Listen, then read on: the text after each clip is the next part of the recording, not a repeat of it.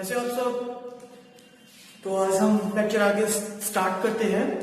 कल हमने टॉपिक किया था rest, motion, scalar quantities, vector quantities, उन सब चीजों के बारे में हमने पढ़ा। आज उससे थोड़ा सा नेक्स्ट हम एक टॉपिक स्टार्ट कर रहे हैं, that is distance and displacement. What is the difference between distance and displacement and numerical based distance and displacement. तो स्टार्ट कर रहे हैं हम हमारा topic, that is distance and displacement. पहले मैं एक एक करके एक्सप्लेन करता हूं कि व्हाट इज डिस्टेंस। तो आज की पहली टर्म है डिस्टेंस। डिस्टेंस क्या होता है बच्चे कि total path covered by an object, कि एक ऑब्जेक्ट अपने मोशन के दौरान, अपनी विजिट के दौरान, अपने ट्रैवल के दौरान टोटल कितना पाथ कवर करता है, that is known as distance. तो डिस्टेंस हमारे लिए क्या चीज हुआ बच्चे, that is total path cover by an object is known as distance. Total path covered by an object is known as distance. For example, मान लीजिए कोई एक पर्सन है जो एक स्क्वायर पाथ के अंदर मूव कर रहा है,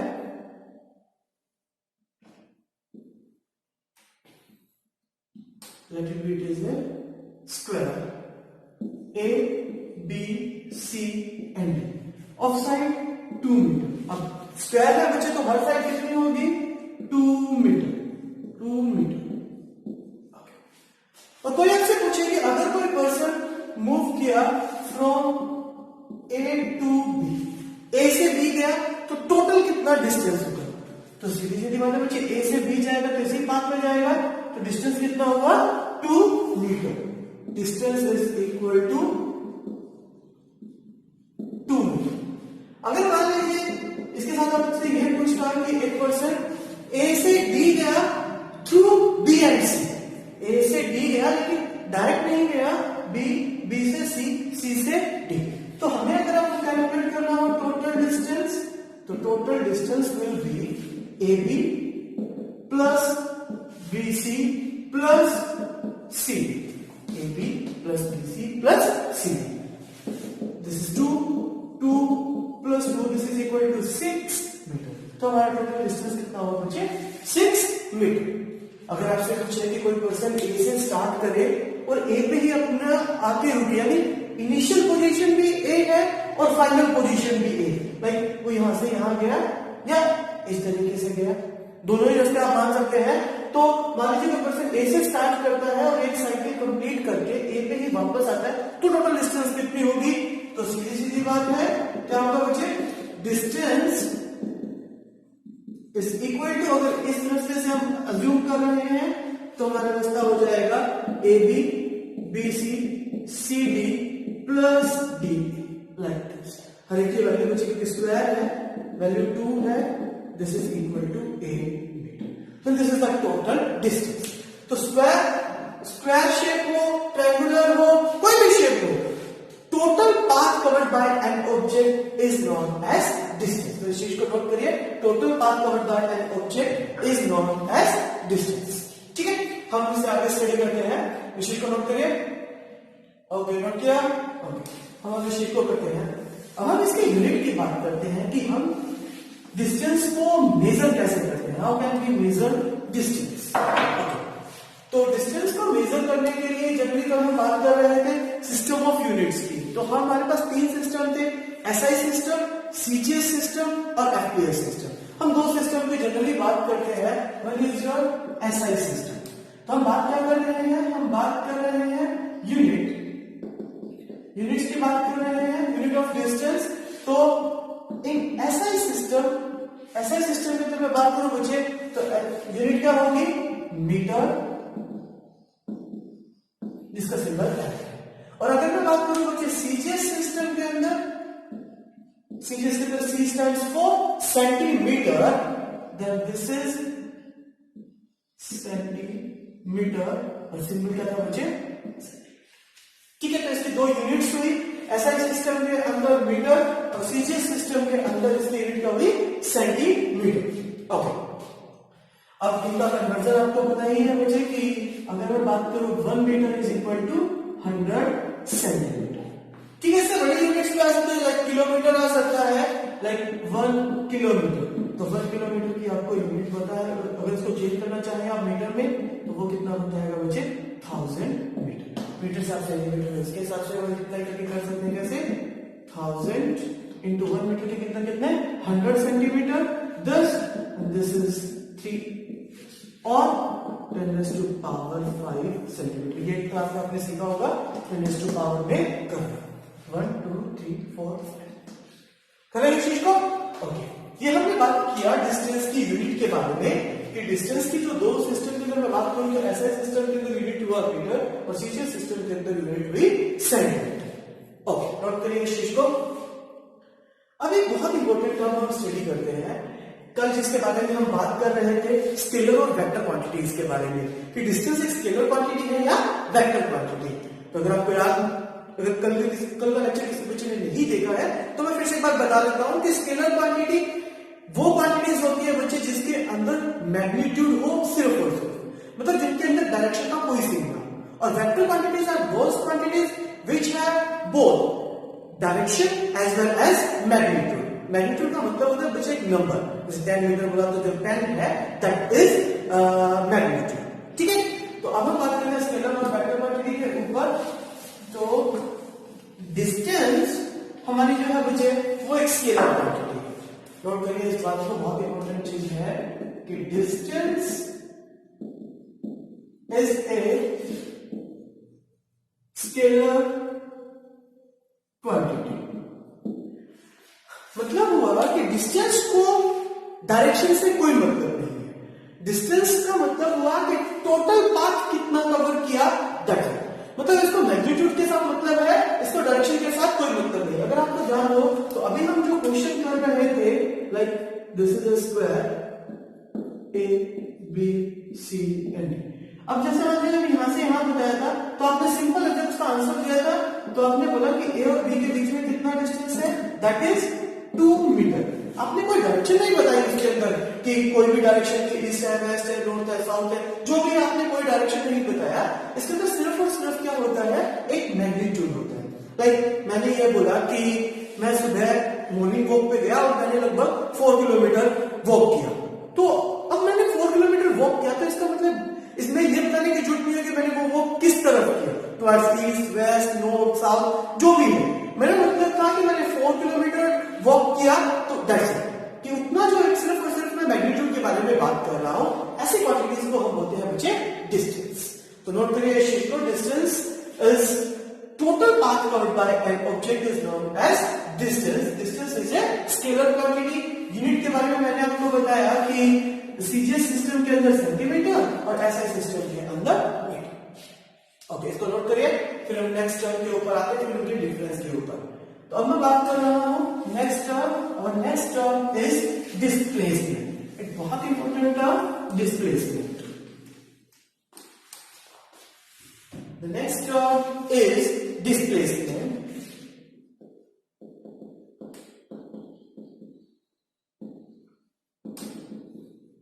डिस्प्लेसमेंट समझिए इस बात को कि डिस्प्लेसमेंट चीज क्या होती है। मान लीजिए कोई पर्सन जो है वो एक सर्कुलर पाथ के ऊपर, जिसका सेंटर मैंने मान लिया मुझे ओ और ये जो रेडियस है वो मान लीजिए 7 मीटर है या कुछ भी। अगर हमसे पूछे कि कोई एक पर्सन ए से चलना स्टार्ट करता है और वो ऐसे घूम के हाफ साइकिल को उसने कंप्लीट किया और ए से वो बी पे पहुंच गया, फाइंड डिस्प्लेसमेंट। तो डिस्प्लेसमेंट क्या चीज होती है बच्चे? इस पर्सन ने यहां से चलना स्टार्ट किया तो इस पोजीशन को मैं नाम दूंगा बच्चे initial position. Initial position, initial का मतलब होता है बच्चे कि जहां से कोई भी ऑब्जेक्ट अपनी जर्नी स्टार्ट करता है, स्टार्टिंग पॉइंट। तो ये इनिशियल पॉइंट हुआ। ये पर्सन यहां पे गया और यहां पे जाके ये रुक गया। This is our final position. This is initial position, this is final position. अब हमसे पूछा कि व्हाट इज डिस्प्लेसमेंट। तो डिस्प्लेसमेंट क्या चीज होती है बच्चे? इनिशियल पोजीशन और फाइनल पोजीशन के बीच मिनिमम पाथ और शॉर्टेस्ट पाथ को हम नाम देते हैं displacement. The minimum distance, minimum path, sorry distance कि the shortest path between initial and final position is known as displacement. Initial और फाइनल के बीच में हमें शॉर्टेस्ट पाथ चाहिए। और क्या होता है जनरली वजह कि अगर आपके पास मान लीजिए ऐसे दो पॉइंट्स हैं और इनके बीच में आप मिनिमम पाथ ट्रेवल करना चाहते हैं, तो मिनिमम पाथ ट्रेवल करने का तरीका होता है बच्चे कि उनके बीच में एक स्ट्रेट लाइन के ऊपर पाथ के ऊपर चले। मतलब अगर हम दो पॉइंट्स के बीच में एक स्ट्रेट लाइन ड्रॉ करते हैं तो वो उनके बीच की जो मिनिमम पाथ होगा। अगर उसके अलावा वो कोई भी करे, लाइक इस तरीके से अगर मैं करूं दिस, या मैं ऐसे करूं, या मैं ऐसे करूं, कोई भी मैं चूज करूंगा ये सारे के सारे वेज, तो हमेशा इस पाथ के अंदर जो डिस्टेंस होगी, जो उनके बीच में गैप होगा, जो पाथ होगा, वो सबसे कम। मतलब डिस्प्लेसमेंट निकालने का तरीका होता है बच्चे कि इनिशियल पॉइंट और फाइनल पॉइंट के बीच में एक स्ट्रेट लाइन ड्रॉ करनी चाहिए, जिसको नॉर्मल लैंग्वेज के अंदर, नॉर्मल भाषा के अंदर या नॉर्मल डेली लाइफ के अंदर इसको शॉर्टकट बोलते हैं। कि मान लीजिए मुझे पार्क को क्रॉस करना है, तो एक आपका फ्रेंड है, कोई पार्क के जूम करिए, एक इसका यहाँ पे, एक यहाँ पे है। एक आपने एक साथ यहां से दो पर्सन ने स्टार्ट किया, मान लीजिए 2% सी और डी, सी यहां से यहां गया और डी ने यहां से चल के इस तरह से घूम गया। तो सी ने एक किया शॉर्टकट, वो इस डायरेक्ट यहां से यहां पहुंचा, तो सी को डी के कंपैरिजन में कम चलना पड़ेगा। तो ये जो शॉर्टकट होता है, ये जो शॉर्टेस्ट पाथ होता है, that is known as displacement. तो हम हमारे क्वेश्चन के ऊपर आते हैं। हमारा क्वेश्चन क्या था बच्चे? पर्सन ने ए से चलना स्टार्ट किया, बी पे गया, तो उसने टोटल उसका डिस्प्लेसमेंट कितना होगा। तो हमें पता है this is initial position, this is final position, और अगर हमें डिस्प्लेसमेंट निकालना है तो इन दोनों के बीच में शॉर्टेस्ट पाथ है। शॉर्टेस्ट पाथ का मतलब एक स्ट्रेट लाइन, ठीक है। स्ट्रेट लाइन अगर ध्यान से देखेंगे तो एक सर्कल के लिए क्या चीज है? एक डायमीटर। और डायमीटर क्या चीज होती है बच्चे? अगर मैं बात करूं A B is a diameter, and diameter is double of radius. Radius की वैल्यू कितनी थी बच्चे? 7 मीटर, this is 14 मीटर। तो हमारा डिस्प्लेसमेंट कितना होगा बच्चे? 14 मीटर। तो पहले इस चीज की डेफिनेशन लिख लीजिए कि डिस्प्लेसमेंट क्या चीज हुई? द शॉर्टेस्ट, और मिनिमम में लिख सकते हैं, the shortest path between initial and final position,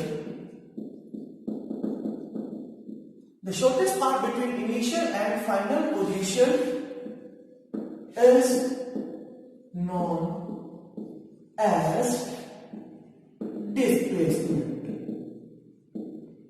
Okay, the definition is the shortest path between initial and final position is known as displacement. Starting point और फाइनल पॉइंट के बीच में जो मिनिमम पाथ होगा that is known as displacement. और अगर इसके time पे हमने डिस्टेंस के लिए बोला होता तो डिस्टेंस हमारे लिए क्या चीज है मुझे? क्योंकि पर्सन ने इस पाथ को फॉलो किया है, तो इस पाथ को लाइक यहां से चलते चलते इसने कितना पाथ कवर किया, that is known as distance. तो अगर मैं इसका इसी क्वेश्चन में मुझे डिस्टेंस के लिए भी बोला होता तो मैं क्या करता? Distance is equal to this, A से बी ये वाला कर्व। अगर आपको इसको ध्यान से देखेंगे बच्चे तो ये एक सर्कल के लिए क्या होता है? सर्कमफ्रेंस। क्या होता है? सर्कमफ्रेंस। पूरा सर्कल का सर्कमफ्रेंस कितना होता है? 2 पाई आर। लेकिन हमने कितना, उस पर्सन ने कितना कवर किया है? Half path. तो मैंने इसको 2 से डिवाइड कर दिया, 2 से 2 को कैंसिल कर दिया, this is equal to pi R. Value निकालना चाहे तो पाई के वैल्यू 22/7, रेडियस दिया था 7, दिस इज 22 मीटर। तो डिस्टेंस हमारा होगा 22 metre and displacement is 40 metre. अब सबसे इंपॉर्टेंट चीज अगर मैं बात करूं तो डायरेक्शन के बारे में, कि अगर मैं बात करूं तो डिस्टेंस जो था वो हमारा एक स्केलर क्वांटिटी होती है मुझे, उसके अंदर हमें डायरेक्शन को बताने की जरूरत नहीं होती। लेकिन जो डिस्प्लेसमेंट है it is a vector quantity. तो पहले इस चीज को भी नोट करिए, इस क्वेश्चन को करते हैं इस चीज को कंटिन्यू। अभी के लिए इसको नोट करिए कि अगर मैं बात करूं नोट करके इसको करिएगा कि डिस्प्लेसमेंट इज ए वेक्टर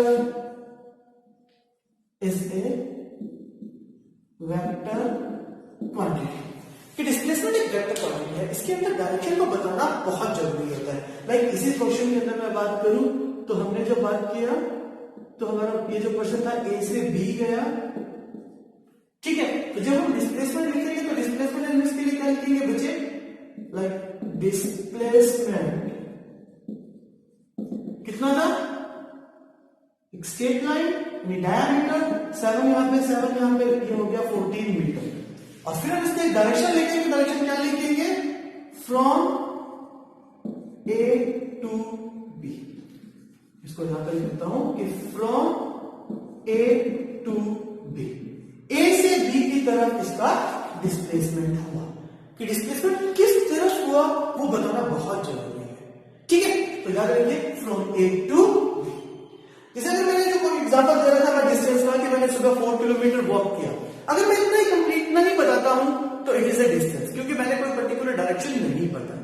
और उसी सिचुएशन के अंदर अगर मैं बात करूं कि मैंने सुबह एक वॉक किया, 4 किलोमीटर का वॉक किया towards east, towards west, towards Hisar, towards सीसर, टुवर्ड्स दिल्ली, क्योंकि मैं एक पर्टिकुलर डायरेक्शन बता रहा हूं।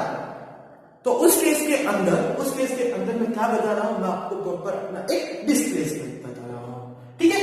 तो याद रखिए डिस्प्लेसमेंट एक वेक्टर क्वांटिटी होती है, इसके अंदर डायरेक्शन बताना बहुत जरूरी होता है, ठीक है। ओके, तो अब हम इसकी यूनिट्स के बारे में बात करते हैं। तो अभी तक हमें समझ में आया कि डिस्प्लेसमेंट एक वेक्टर क्वांटिटी होती है और फाइंड आउट करने का तरीका होगा इनिशियल पोजीशन और फाइनल पोजीशन के बीच में एक स्ट्रेट लाइन ड्रॉ करिए, उस स्ट्रेट लाइन की आपको वैल्यू कैलकुलेट करना है, ठीक है। अब मैं बात कर रहा हूं units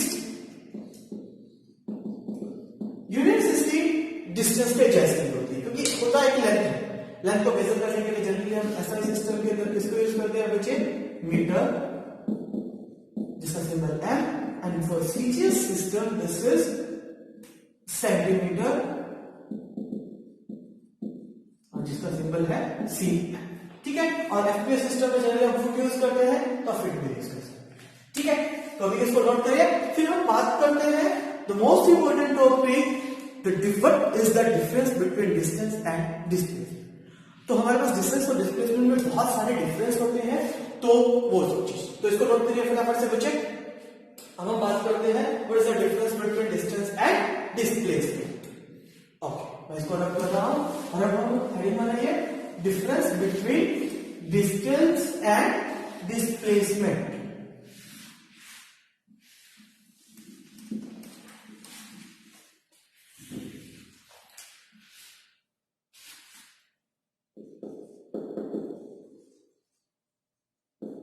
Difference between distance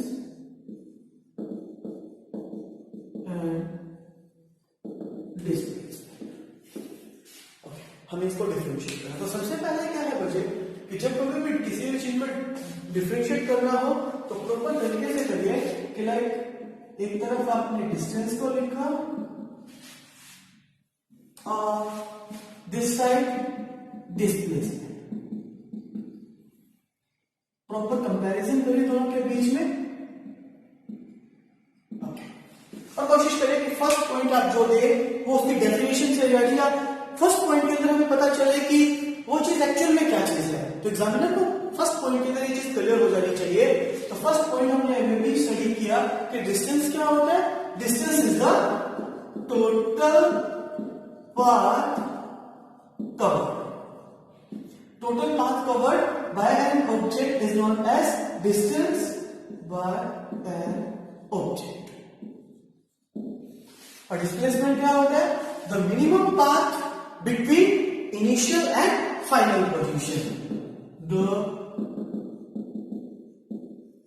minimum path between initial and final position। Okay, ये क्या दूसरा हमने पॉइंट में स्टडी किया क्योंकि हमें अभी तक तीन चीजें पढ़ी है इनके बारे में, इनकी डेफिनेशन, ये होता क्या चीज है, यूनिट्स के बारे में, और स्केलर और वेक्टर क्वांटिटी। यूनिट्स हमने देखा कि दोनों की सेम होती है, एसआई सिस्टम मीटर है और सीजीएस सिस्टम में सेंटीमीटर, दोनों की यूनिट। अब हम बात करते हैं सेकंड थर्ड चीज पढ़ रहे थे कि डिस्टेंस जो होता है it is a scalar quantity. ठीक है, इसके अंदर हमें किसी तरह की डायरेक्शन को बताने की नीड नहीं होती। दस अब मैं यहां की बात करूं, it is A vector quantity. Okay, next difference की अगर हम बात करें, अब हम नेक्स्ट डिफरेंस की बात करते हैं। अब डिस्टेंस क्या होता है बच्चे, जैसे अगर मैं बात करूं कि हम इस क्वेश्चन में बात करते हैं कि मान लीजिए कोई पर्सन जो था वो ए से चलना स्टार्ट हुआ, ए से चलना स्टार्ट हुआ, वो पहले बी की तरफ गया, that is on let it be 10 metre. A से बी गया, बी से ए वापस आ गया। अगर मैं बात करूं कि ए से बी गया और बी से ए वापस आ गया, ओके, ये भी मान लीजिए यहां पे है बच्चे, ये मान लीजिए 15 मीटर। आपसे पूछा कि कोई पर्सन ए टू बी गया and again B to A, find what is distance and what is displacement. तो अगर मैं बात करूं डिस्टेंस की, तो डिस्टेंस कितना होगा बच्चे, ए से बी गया 10 मीटर, बी से ए वापस आया 10 मीटर, टोटल 20। डन। ओके, अगर मैं बात करूं इस सिचुएशन के अंदर डिस्प्लेसमेंट की, तो डिस्प्लेसमेंट क्या होता है, the minimum path between initial and final position. Initial position ये यहां गया, हमें नहीं मतलब कहां गया, लेकिन बात कर रहे हैं हमें फाइनल पोजीशन की, तो फाइनल पोजीशन यहां गया, यही वापस आ गया, मतलब यहां गया और यही वापस आ गया, तो डिस्प्लेसमेंट कितना हुआ, वो अपनी इनिशियल पोजीशन से डिस्प्लेस तो कुछ हुआ ही नहीं, ए से स्टार्ट किया था, ए पे वापस आ गया, तो हमारे पास डिस्प्लेसमेंट की वैल्यू कितनी आ गई बच्चे, 0। अब ध्यान रखिए, एक पॉइंट बना यहां से हमारे पास कि डिस्टेंस जो होता है वो 0 नहीं हो सकता। अगर आपका मोशन हुआ है तो डिस्टेंस कभी भी 0 नहीं होगा, लेकिन डिस्प्लेसमेंट इट कैन बी 0। और वो कब होगा 0? वो तब होगा बच्चे जब इनिशियल पॉइंट और फाइनल पॉइंट क्या हो आपका सेम। अगर इनिशियल पॉइंट और फाइनल पॉइंट क्या हो सेम, उस सिचुएशन के अंदर डिस्प्लेसमेंट कितना होगा बच्चे, 0। तो हमारे पास एक पॉइंट एक डिफरेंस किया गया कि डिस्टेंस जो होता है वो हमेशा पॉजिटिव होता है और डिस्प्लेसमेंट जो है वो कितना हो गया, वो 0 भी हो सकता है। अगर मैं सिंपल इसको बात बोलता है, एक पार्ट यहां से हुआ, अगर मैंने बोला कि कोई पर्सन ए से बी गया, ए से बी गया, व्हाट इज डिस्टेंस, अगर मैं डिस्टेंस की बात करूं तो डिस्टेंस कितना होगा ए से B, that is 10 metre, distance हुआ 10 मीटर। अगर बात करूं इसे टाइम के ऊपर डिस्प्लेसमेंट, तो डिस्प्लेसमेंट ए से बी के बीच में डिस्प्लेसमेंट कितना होगा मुझे, 10 मीटर, 10 मीटर। अगर मैं बात करूं तो दोनों क्वांटिटीज कैसी है आपकी, पॉजिटिव, तो डिस्टेंस यहां भी पॉजिटिव था, यहां भी पॉजिटिव था। अगर मैं बात करूं डिस्प्लेसमेंट की, तो यहां कितना था बच्चे, 0, यहां डिस्प्लेसमेंट कितना हो गया, +10, मतलब displacement can be 0, displacement can be positive. ठीक है, अब हम बात करते हैं थर्ड पार्ट के अंदर कि मान लीजिए अगर हम इस चीज को ऐसे कंसीडर करते हैं कि अगर हम यहां बात करते हैं कि ये हमारा ओरिजिन है, ओरिजिन के अंदर दिस इज 0 0, ये हमारा पॉइंट ए है, ये हमारा पॉइंट बी है, this is 10 metre and this is C, this is -10। हमें पता है कि ओरिजिन से इस तरफ मैं बात करूंगा तो पॉजिटिव क्वांटिटीज और इस तरफ ओरिजिन से मैं बात करूं तो नेगेटिव क्वांटिटीज। अगर कोई पर्सन इसी थर्ड पार्ट के अंदर मैं इस चीज को कर रहा हूं, थर्ड पार्ट के अंदर मैंने यहां किया, या मैं इसको यहां कर देता हूं, चलो थर्ड पार्ट मैंने किया, मैंने कहा कि एक पर्सन ए से सी गया, the person is moving from A to C, A से सी। अगर मैं सिंपल बात करूं बच्चे तो distance is equal to 10 metre, done. Okay, और इसी सिचुएशन के अंदर मैं डिस्प्लेसमेंट की बात करूं, अगर मैं सिंपल यहां पे लिखूं बच्चे 10 मीटर, क्योंकि हुआ कितना है 10 मीटर, क्योंकि इनिशियल पोजीशन ए है, फाइनल पोजीशन सी है, तो दोनों के बीच में गैप कितना है 10।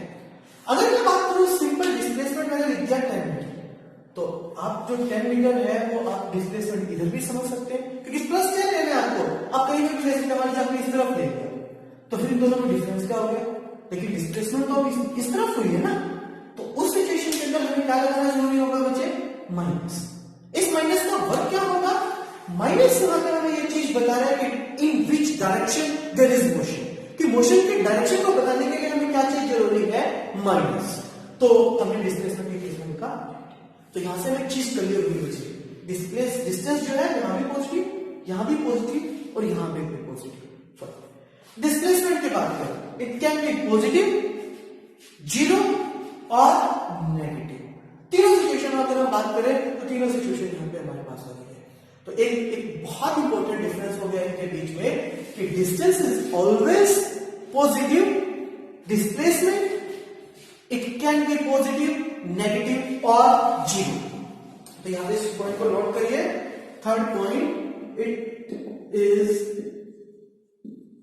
Always positive. ठीक है, मैं डिस्प्लेसमेंट वाले के अंदर नोट करूंगा, क्या लिखूंगा, it can be positive, negative और जीरो। थर्ड हमारा पॉइंट हुआ, it can be positive, negative, negative को हम इस तरह से ले सकते हैं, आप ऐसे भी ले सकते हैं जैसे आप कमेंट करें, और जीरो। जीरो कब होगा, when initial position and final position are same। जब इनिशियल पोजीशन और फाइनल पोजीशन सेम होगा तब आपका डिस्प्लेसमेंट जो है बच्चों क्या होगा, zero, otherwise positive negative. Okay, अब एक फोर्थ पॉइंट के ऊपर बात करते हैं। मैं इसी चीज को एक बार यहाँ पे रखता हूं, हमारा क्वेश्चन ध्यान से देखिएगा। क्वेश्चन क्या चीज ना, like this is A, this is B और दिस इज सी। एक पर्सन ए से बी है, हमारा क्वेश्चन था, क्वेश्चन ए से पर्सन ए से बी गया तो what is distance, what is displacement. अगर मैंने देखा तो डिस्टेंस भी 10 है, डिस्प्लेसमेंट भी क्या है, 10। मतलब डिस्टेंस और displacement can be equal, distance और डिस्प्लेसमेंट क्या हो सकते हैं, इक्वल। लेकिन इक्वल होने के लिए कंडीशन क्या है, motion should be in a straight line, कि अगर मोशन एक स्ट्रेट लाइन के अंदर होगा तभी हमारा डिस्टेंस और डिस्प्लेसमेंट क्या होंगे, इक्वल, अदरवाइज कभी भी डिस्टेंस और डिस्प्लेसमेंट इक्वल नहीं होंगे। फॉर एग्जांपल हम इसके ऊपर और केस के ऊपर बात करते हैं। तो यहां से एक केस तो हमें समझ में आया कि distance and displacement can be equal, वो कब, when the motion is in a straight line. अब मान लीजिए जैसे हमारा पहले वाले क्वेश्चन में दोबारा से ले रहा हूं एक बार, कि मान लीजिए ये सिचुएशन थी, एक पर्सन ए से बी गया, रेडियस थी 7, ए से बी गया, लाइक इस रास्ते से गया। अगर डिस्टेंस की बात करो तो डिस्टेंस यहां से यहां जाएगा, यहां से यहां जाएगा बच्चे। तो एक सर्कल के लिए कितना होता है, circumference, that is 2 pi R, but उसमें हाफ पाथ कवर किया तो मैंने उसको 2 से डिवाइड किया, 2 से 2 cancel, this is pi r. Pi की वैल्यू बच्चे 22/7 इंटू रेडियस कितना, 7, 7 से 7 मैंने कैंसिल किया, दिस इज 22 मीटर। ठीक है, एट द सेम टाइम अगर मैं बात करूं डिस्प्लेसमेंट की, तो डिस्प्लेसमेंट कितना होगा, displacement initial position final position के बीच में minimum path, that is straight line, it's a straight line. और एक सर्कल के लिए क्या चीज है बच्चे, डायमीटर। तो जब ये सेंटर है तो दिस इज 7, दिस इज 7, 7 और 7 14 मीटर। मींस टू से distance is greater than displacement and it is always happens except one condition, कि अगर मोशन स्ट्रेट लाइन के अंदर हुआ है तब एक ही केस में चीज पॉसिबल है कि डिस्टेंस और डिस्प्लेसमेंट इक्वल हो, अदरवाइज डिस्टेंस हमेशा डिस्प्लेसमेंट से ज्यादा होगा। ठीक है, तो हम इसके ऊपर बहुत सारे क्वेश्चन करेंगे, अपना क्वेश्चन बेसिस को ऑब्जर्व कर सकते हैं। कभी भी इसको पॉइंट को नोट करिए कि डिस्टेंस और डिस्प्लेसमेंट जो होंगे उनके बीच में क्या रिलेशन है, it is always greater than और इक्वल टू डिस्प्लेसमेंट। तो यहां पे आप नोट कर सकते हैं कि इक्वल कब होगा, when the motion is in a straight line, कि जब मोशन एक स्ट्रेट लाइन के अंदर होगा, in that situation distance and displacement can be equal. Okay, और अगर मैं दूसरे साइड में लिखना हो तो मैं क्या लिखूंगा, it is always less than or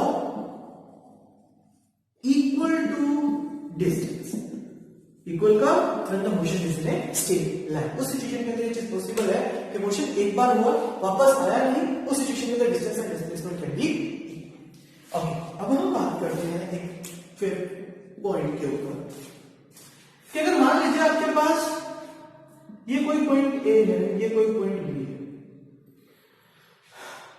और इन दोनों के बीच की जो डिस्टेंस है मान लीजिए एक बार के लिए 20 मीटर है। कोई आपसे पूछे कि what is distance and what is displacement between this, तो आप डायरेक्ट बताएंगे ए से बी गया है, स्ट्रेट इसी रास्ते से गया है, तो डिस्टेंस भी 20, डिस्प्लेसमेंट भी 20। बट अगर कोई आपसे पूछे कि कोई पर्सन ए से बी जा रहा है और कोई स्पेसिफिक रास्ता नहीं है, वो जिस मर्जी पाथ से ए से बी जा सकता है, लाइक वो ऐसे भी जा सकता है, वो ऐसे जा सकता है, वो ऐसे घूम के आ सकता है, लाइक वो ऐसे भी आ सकता है, कोई भी केस हो सकता है। तो अगर हम बात करें, हम अलग अलग रास्ते से जब डिस्टेंस को निकालेंगे, एक पर्टिकुलर वे होगा, उसके हिसाब से जब हम निकालेंगे तो हर एक केस में जो वैल्यू आएगी दैट विल बी डिफरेंट। किसकी? डिस्टेंस की। डिस्टेंस की अगर आप मान लीजिए एक बार के लिए मान लो कि ये आ गया 30, ये आ गया 50, ये आ गया मान लीजिए लगभग 45। अगर ए से बी के बीच के अंदर मैं वैल्यूज की बात करूं किनकी? डिस्टेंस की, तो डिस्टेंस की कोई पर्टिकुलर वैल्यू नहीं है, क्योंकि अगर हम पाथ चेंज करेंगे तो डिस्टेंस की वैल्यू क्या हो जाएगी बच्चे? चेंज। मतलब कि जो डिस्टेंस होता है वो पाथ के ऊपर डिपेंड करता है कि हम किस रास्ते से ए से बी की तरफ जा रहे हैं। अलग अलग रास्ते से जाएंगे तो हर बार डिस्टेंस की वैल्यू क्या होगी? अलग। But at the same time अगर मैं डिस्प्लेसमेंट की बात करूं बच्चे, डिस्प्लेसमेंट का मान लीजिए आप किस रास्ते से गए, तो इनिशियल पोजीशन, फाइनल पोजीशन, बस। और डिस्प्लेसमेंट निकालते कैसे? Straight line between initial position and final position, तो दोनों के बीच में एक स्ट्रेट लाइन ड्रॉ करिए और हमेशा इसकी वैल्यू कितनी आएगी? 20 मीटर। मतलब कि डिस्प्लेसमेंट आप किस रास्ते से जाते हैं उसके ऊपर डिपेंड नहीं करता, ये पाथ के ऊपर डिपेंड ही नहीं करता। तो ये सिर्फ इनिशियल पोजीशन और फाइनल पोजीशन के ऊपर डिपेंड करता है, और उनके बीच में हमें क्या ड्रॉ करना है बच्चे? एक स्ट्रेट लाइन। तो यहां से सबसे इंपॉर्टेंट पॉइंट एक बना कि जो डिस्प्लेसमेंट होता है ये पाथ के ऊपर डिपेंड नहीं करता, it is always in a straight line. इसकी कोई भी डिस्प्लेसमेंट की पर्टिकुलर शेप होती है, कौन सी? Straight line.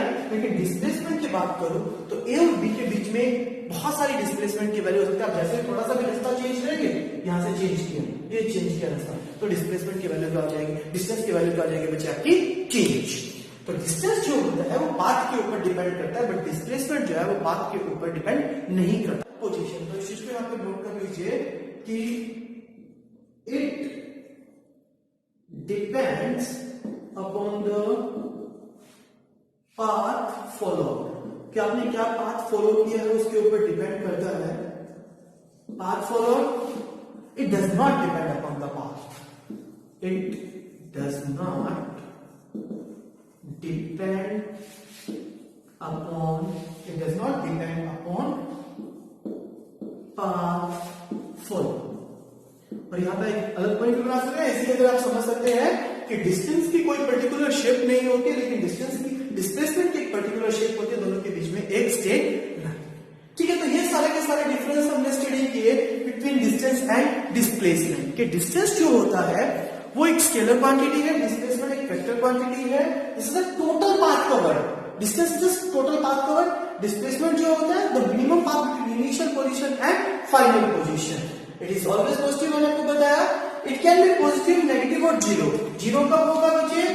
When initial position and final position are same. इस चीज को याद रखिए ऐसे पॉइंट्स को, when initial and final position are same.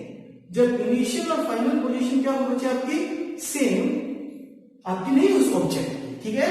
Final position are same, तो उस सिचुएशन के अंदर हम क्या कह सकते हैं कि डिस्प्लेसमेंट कैन बी जीरो। फिर हमने बात किया कि it is always greater than और इक्वल टू डिस्प्लेसमेंट, कि डिस्टेंस जो होता है वो हमेशा डिस्प्लेसमेंट से ज्यादा होगा या उसके बराबर हो सकता है। बराबर होने की एक ही कंडीशन कि जब मोशन एक स्ट्रेट लाइन के अंदर हुआ हो वो भी वापस रिपीट ना हो। ठीक है, तो यहां पे आप इस चीज को नोट कर सकते हैं, when the motion is in a straight line. जब एक मोशन स्ट्रेट लाइन के अंदर होगा उस सिचुएशन के अंदर एक चीज पॉसिबल है। डिपेंड्स अपॉन द पाथ, ये पाथ के ऊपर डिपेंड करता है, जैसे आप पाथ को चेंज करेंगे डिस्टेंस की वैल्यू चेंज हो जाएगी। It does not depend upon the path, क्योंकि ये इनिशियल और फाइनल पोजीशन के ऊपर डिपेंड करता है, तो इसको पाथ के ऊपर ही डिपेंड नहीं करता। सारे पॉइंट्स को नोट करिए बच्चे। ओके, सपोज करके इस चीज को नोट करिए, जो भी इंपॉर्टेंट पॉइंट है, इक्वल कब होता है या पाथ फॉलो कब कैसे दिखाएंगे, जीरो कब होगा, ये सब चीज नोट करिए अच्छे से, ठीक है। हम इसको आगे फिर क्वेश्चंस के ऊपर आते हैं, हम इसके कुछ क्वेश्चंस को ट्राई करते हैं। Okay, clear, done. और अब हम करते हैं इसके ऊपर डिस्टेंस और डिस्प्लेसमेंट के ऊपर कुछ numericals.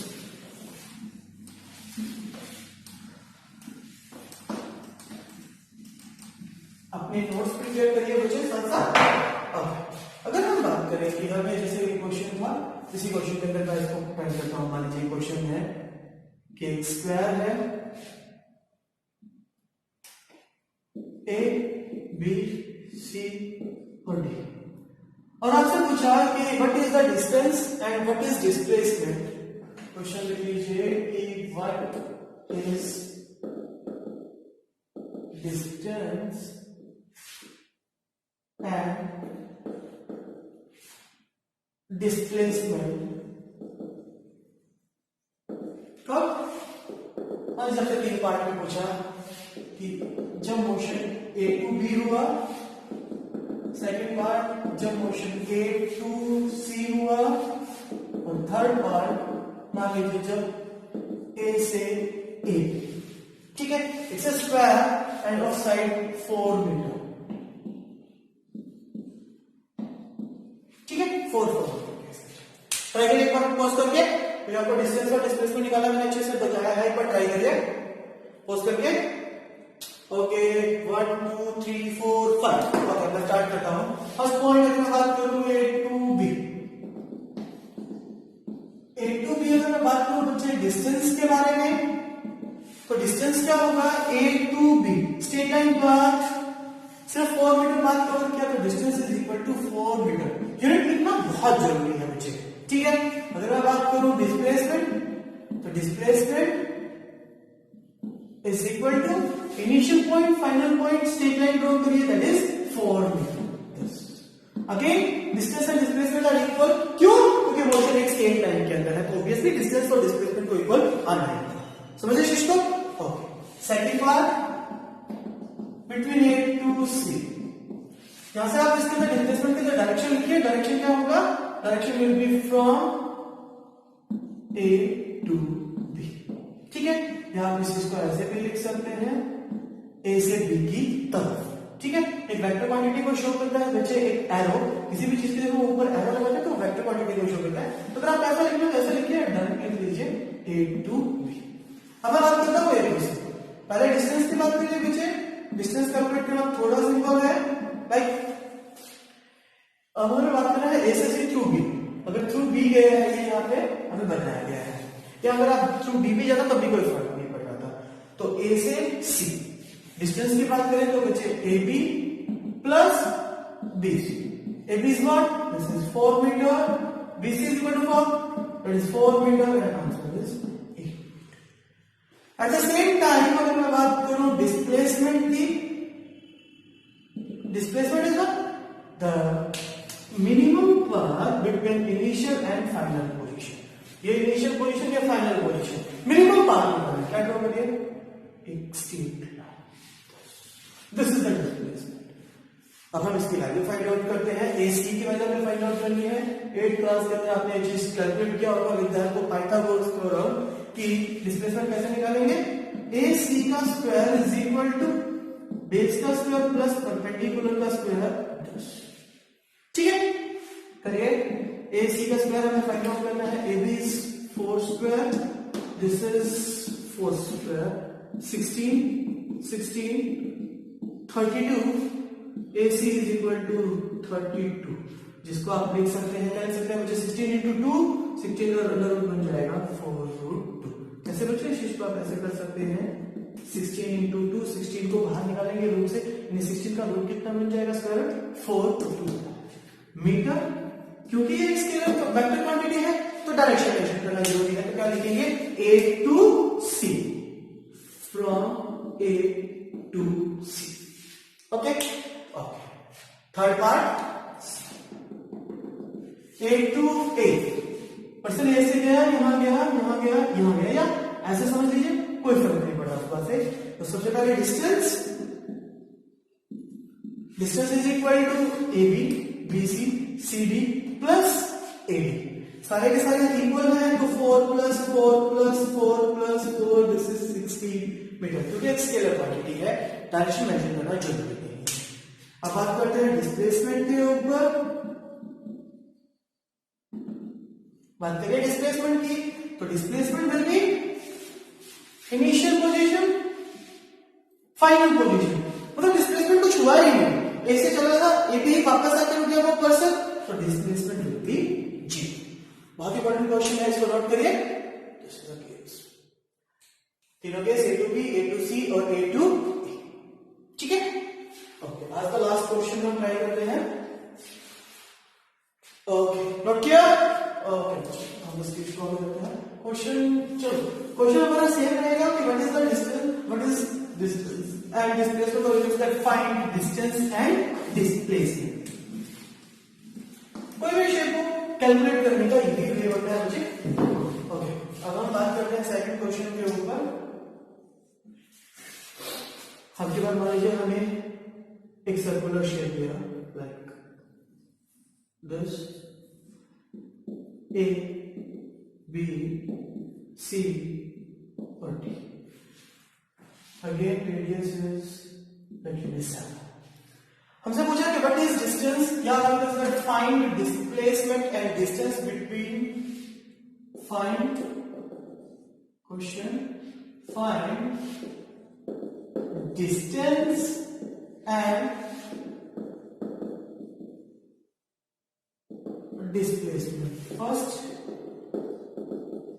when A to B, second A to D, और जाना कैसे है? Through C. C के थ्रू जब गया तो A to D. C के थ्रू जब D पे गया तो इससे से ट्राई करिए एक बार क्वेश्चन पोस्ट करके बच्चे। ओके, क्या फर्स्ट ए टू बी, हमें यहां से यहां डिस्टेंस और डिस्प्लेसमेंट दोनों बताना है। तो जब यहां पे हम गए तो दिस, जब दोनों देखेंगे हम यहां पे पहले हम डिस्टेंस की बात कर लेते हैं बच्चे। डिस्टेंस क्या होता है? Distance is the total path cover, total path cover A से बी, सिर्फ ये एक पार्ट इतना। अगर मैं बात करूं तो एक सर्कल के लिए क्या चीज है? सर्कमफ्रेंस। सर्कमफ्रेंस, टोटल सर्कमफ्रेंस होते हैं बच्चे 2 पाई, लेकिन ये सर्कमफ्रेंस का 4th पार्ट है।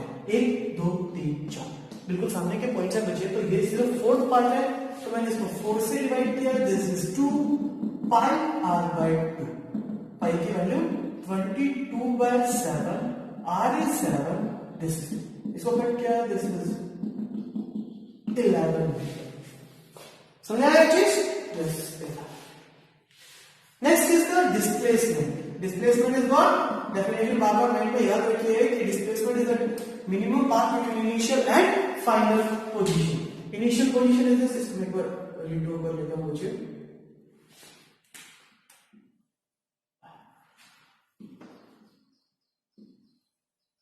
ओके, ए और बी के बीच में अगर मैं बात करूं डिस्प्लेसमेंट की, तो शॉर्टेस्ट पाथ यानी एक स्ट्रेट लाइन। अब हमें वैल्यू निकालनी है ए और बी की। बहुत इजी है बच्चे, क्योंकि ये भी रेडियस है तो 7 मीटर, ये भी रेडियस है, this is 7 metre and this is hypotenuse. ठीक है, सर लास्ट क्वेश्चन में क्या, तो आप एबी की वैल्यू कैलकुलेट कर सकते हैं, that is equal to √7² plus 7²। समझिए इसको बच्चे, इसको जब सॉल्व करेंगे तो रिजल्ट विल बी 7/2।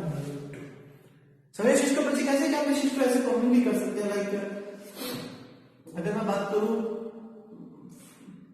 49, ये दोनों चीजें सेम है, तो 49 को कॉमन ले लीजिए, अंदर आ जाएगा 1 प्लस 49 का रूट कितना होगा बच्चे? 7, 1 प्लस 1 रह जाएगा। ठीक है, क्योंकि वेक्टर क्वांटिटी तो हमें डायरेक्शन को मेंशन करना जरूरी है, तो वो कहां से कहां हो जाएगा? A to B, A to done. Next part पे आइए बच्चे A to D। समझ में आई ये चीज कि डिस्टेंस निकालना है तो एक्चुअल पाथ को करना है, ठीक है। और डिस्प्लेसमेंट निकालना है तो हमें क्या करना पड़ेगा बच्चे, मिनिमम ए टू बी।